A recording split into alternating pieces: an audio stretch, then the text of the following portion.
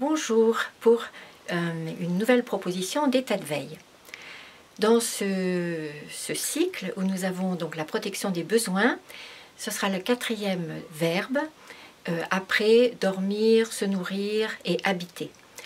Donc, comme pour les trois verbes précédents, j'insiste beaucoup sur l'importance de laisser ces verbes infuser en nous, verbes intransitifs, c'est-à-dire sans tout de suite mettre un complément d'objet qui viendrait mettre le spot sur l'objet et non pas sur l'expérience, en l'occurrence là, d'attendre. Donc le sous-titre, c'est patience. Évidemment, je vais développer à la fois le verbe patient, le mot patience avec donc cette possibilité, grâce à une construction de sécurité, de se développer et d'être du côté de la croissance. Je n'éviterai pas non plus d'insister aussi sur les pièges étant la patience comme mécanisme de défense avec risque de somnolence, de déni et aussi de position de victime. Du côté de l'impatience, que je veux bien sûr réhabiliter, c'est l'impatience grâce à la permission de désobéir et de faire du désordre, c'est du côté de la défense du territoire, c'est du côté de la protection, c'est du côté surtout de la puissance, avec bien sûr aussi des limites. Et je vais aussi évoquer l'impatience comme risque d'imprudence, avec risque de sabotage, risque de précipitation et risque de faire pire, évidemment, qu'au début. Voilà. Qu'est-ce qui fait que je sois dans une légère sévérité par rapport aux consignes, aux mantras, aux dictons, à propos de la patience?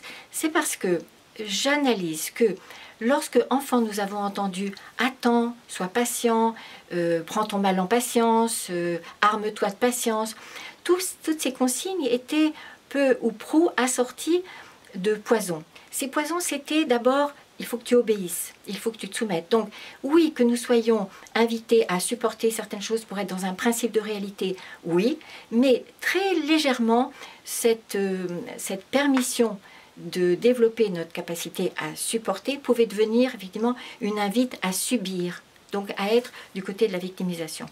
Ensuite, pourquoi cette sévérité? C'est parce que quand nous attendons, quand nous sommes invités à attendre, il y a aussi la croyance que le salut viendrait de l'extérieur. Donc, à l'opposé de ce que je voudrais plutôt développer, souligner, ce sont les 3 R qui sont donc les piliers de ce travail que nous avons entrepris dans l'association et souligné d'en remettre en question, à savoir le respect, la réactivité et la responsabilité, qui sont les 3 qui nous permettent de voir que nous avons intérêt à avoir la double permission, soit du côté de la patience, soit du côté de l'impatience, d'où effectivement cette réhabilitation. Tout ça, évidemment,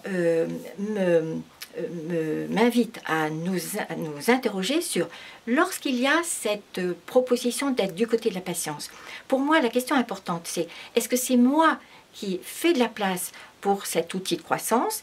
Est-ce que j'ai pu négocier avec mon anxiété? Est-ce que j'ai pu accueillir mes peurs? Est-ce que je peux faire de la place donc à cette vertu?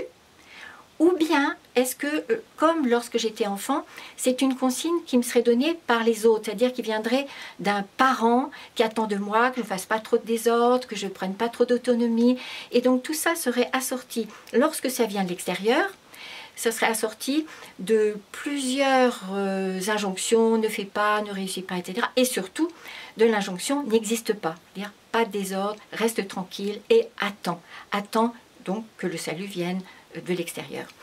Alors, pour conclure cette présentation, j'ai gardé bien sûr une petite phrase qui m'a été proposée hier et j'aime beaucoup. C'est la prière, mon Dieu, donnez-moi de la patience, mais tout de suite. Ensuite, dans mes lectures à propos de ce thème, j'ai trouvé chez Jean-Philippe Toussaint tout un chapitre sur Proust et la patience ou l'impatience. Et Toussaint dit bien que pour lui, Proust illustrerait cette double entrée, qu'il serait donc patient dans sa vie et impatient pour ses œuvres. Et je trouvais que ça pouvait être aussi une porte d'entrée pour notre propre analyse. Et puis, bien sûr, j'ai retrouvé le livre « Patience dans l'azur », de Hubert Reeves. Ah oui, ça c'est très bien, parce que la patience, je veux bien qu'elle reste dans l'azur, dans le ciel, mais j'avais envie de dire, d'ajouter, de compléter cette proposition et cet invite de oui, patience dans l'azur et impatience avec mesure dans notre quotidien et surtout dans la responsabilité que nous avons tous et de protéger nos besoins, notre territoire et notre intégrité. Et puis, j'ai trouvé un certain Bertrand Wack qui dit que la patience est la sagesse de ceux qui ont leur temps, du temps. Et moi j'ai envie d'ajouter, et l'impatience est la sagesse de ceux qui se savent mortels. Rendez-vous ce soir pour la conférence.